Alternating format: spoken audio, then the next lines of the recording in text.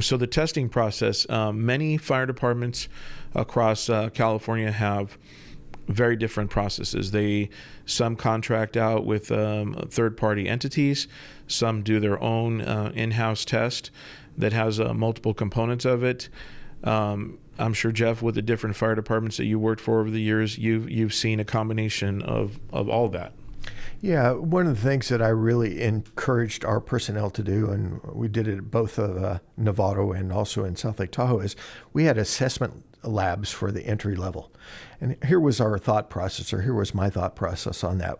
First of all, we required that people become or are already medics or in medic school.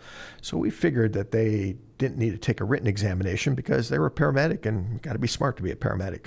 But what we were really interested in is, did you have the basic skills? So we had a paramedic assessment evaluation where actually they ran a code, a mock code, and then they were asked questions by a group of assessors. And generally, they were our fire captains, firefighters, and engineers that did that. We were also interested in, and we required that you go through a Firefighter 1 Academy. We wanted to see if you still had the skills, because those are perishable skills. And I can't tell you how many Firefighter 1 candidates couldn't couple hose or put up a 24-foot ladder or be able to tie basic knots. So we evaluated those to try and determine what we were going to be buying, because in theory, when we hire you, we buy you, into our recruit academy. So that was the kind of testing that I liked our personnel to be able to do. We wanted to see, did you keep up those perishable skills? So that's a tip for you folks out there that are interested. You've gone to a fire academy, perishable skills, you need to be able to do that. In the jurisdictions I work for, we always use large diameter hose. Oftentimes they had Storts fittings on there. I remember candidates that have gone through a Firefighter 1 Academy and they didn't know what a Storts fitting was. They could not couple that hose. I thought that was a poor reflection on not only their education, but also their capabilities. So, there's a lot of testing that goes on out there right now. That's the assessment style I liked very much. Obviously, that was followed up with an oral board with some standardized questions to try and determine a fit. So that's a great example of one style of testing. And what you'll see is there's definitely it varies from agency to agency throughout the state, and typically the larger fire departments throughout the state, they actually have they're not able to do that. Sure. So what Jeff just described, because of cost, right? Because of the amount of candidates that they're hiring. So smaller fire departments have that ability to scrutinize candidates and actually have more minimum qualifications like paramedic, like Firefighter 1 Academy, in order to even apply, right? So make sure that, again, those departments that are out there that are testing and hiring, make sure that you are aware that you meet the minimum qualifications. Larger fire departments, San Francisco, Oakland, Los Angeles, Long Beach, LA County, San Diego City, some of these departments, they have their own academy. So because of that, their testing process is a lot more basic. So typically there's going to be some sort of a written test, and again, it could be in the form of a video test as well. And so that's typically the first qualifying component of the testing process. Again, it depends on how they're going to grade it, and that can be a variety of things.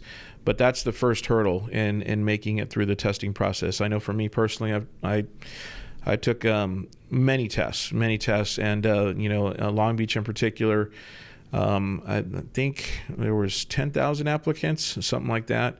And this is back in 1996. And then ultimately, I think in the course of that period of time, maybe I'd have to do the math, but maybe 80 of us or something like that got hired. So you could see the numbers, right? It's still very competitive. And even though right now, those of you that are watching this, that are looking into the fire service, it's definitely more in your favor because of retirements and everything else that's happening, but it's a very competitive job. So again, we recommend that you make sure that you're aware of what that first hurdle is relative to the written exam.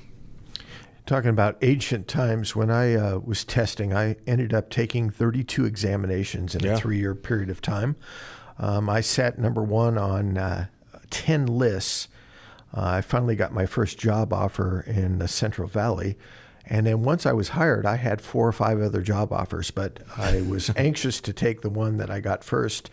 And now, in retrospect, I'm certainly glad that I did. And, I don't have any regrets for that. But again, it was in those days, it was very simple. It was a written examination, and it was the same state examination up and down the state. I got pretty proficient at that. We had a physical agility test. That was before CPAT and BIDL. And then oral boards that went along with that. And then Chiefs oral, and then you got hired and brought on board. So, the different styles for different places. I really like the ability to have an assessment lab to be able to look at folks. But again, that's a small department, and having the ability to do that makes it kind of good in our case. We required that we had entry level, either paramedic when we required that, and a firefighter academy, but we also put them through our own academy after that fact. So we had some redundancies there because each agency does it a little different based on staffing patterns, based on geography, based on the populations you serve, et cetera. So again, I think you have to really pay attention to the testing process. Usually it's outlined up front when you're applying for the job.